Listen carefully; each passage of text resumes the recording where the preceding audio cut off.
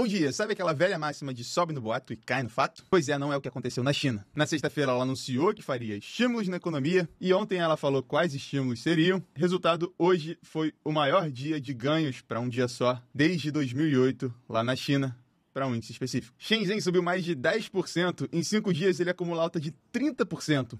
Uau! E outros índices chineses também subiram bastante. E quem decola com todos esses anúncios, mais uma vez, o minério de ferro. Ele está subindo mais de quase 6% agora lá em Singapura, chegando na casa dos $109. Lembrando que se a gente pegar de um mês para cá, ele chegou a bater, quer dizer, de uma semana para cá, semana passada, ou no final da semana retrasada, Dia 23 foi semana passada. Exatamente semana passada estava a $89. E agora está chegando a patamares ali de julho de 2024, antes de todos os dados econômicos começarem a vir muito ruins na China. E agora com os estímulos, a expectativa é que a demanda na China volte a melhorar. Isso pelo menos é o que o mercado está vendo e esperando que aconteça e tentando se antecipar esse movimento.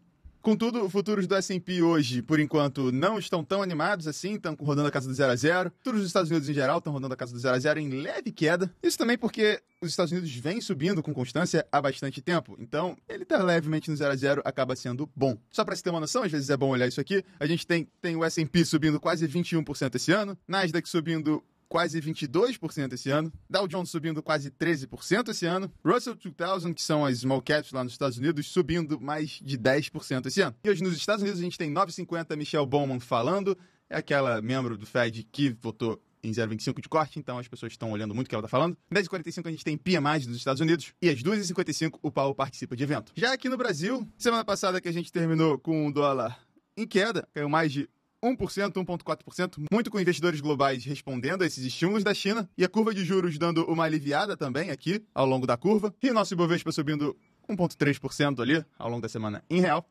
Hoje, antes do pregão, a gente tem relatório Focus, como toda segunda, nota de política fiscal de agosto, divulgado pelo Banco Central, e o Haddad fala às 8h30. 3 eventos muito importantes antes da abertura. E hoje ainda, não sei que horas, a gente vai ter quais os ministérios que vão ser beneficiados por aquele descongelamento dos 1,7 bilhões em gastos que foi divulgado lá por aquele relatório de receitas e despesas bimestrais do governo, aquilo que causou uma volatilidade grande no início da outra semana que passou. Na Europa a gente tem uma queda ali de 0,8% no Eurostock 600, Eurostock 50 caindo 0,7% e queda generalizada nas bolsas da Europa.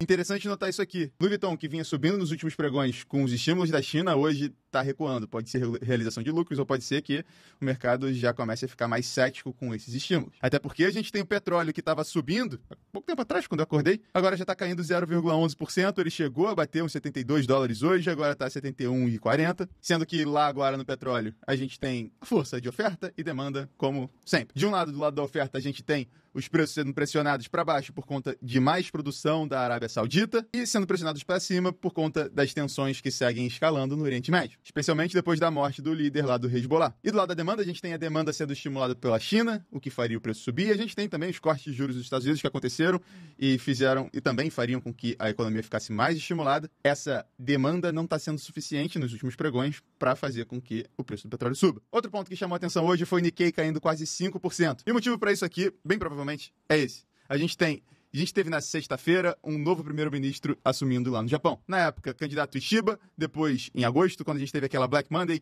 quando o iene subiu pra caramba, porque o Banco do Japão tinha falado que ia subir juros. Enfim, nessa ocasião, ele falou que realmente o Banco do Japão deveria subir juros. Então, nesse momento, ele era um cara pró-aumento de juros no Japão. Lembrando que todas as vezes que isso aconteceu, o iene subiu e a bolsa do Japão despencou.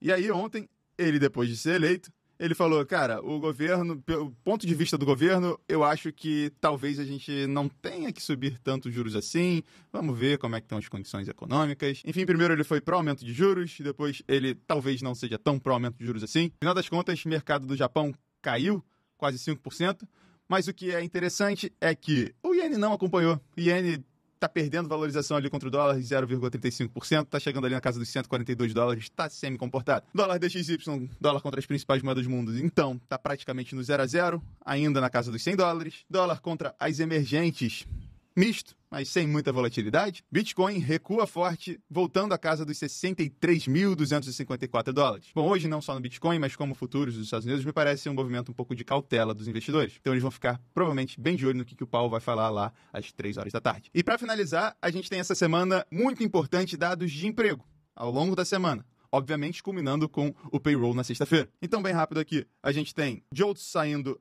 amanhã, na terça-feira. Na quarta, a gente tem o ADP, também dado de emprego nos Estados Unidos. Na quinta, a gente tem o ISM de serviços saindo dos Estados Unidos, PMI de serviços aqui no Brasil. E sexta-feira, mais importante de todos, a gente tem o payroll. Bom, por hoje é isso. Muito obrigado pela atenção. Bom dia, bons negócios, boa semana e até amanhã.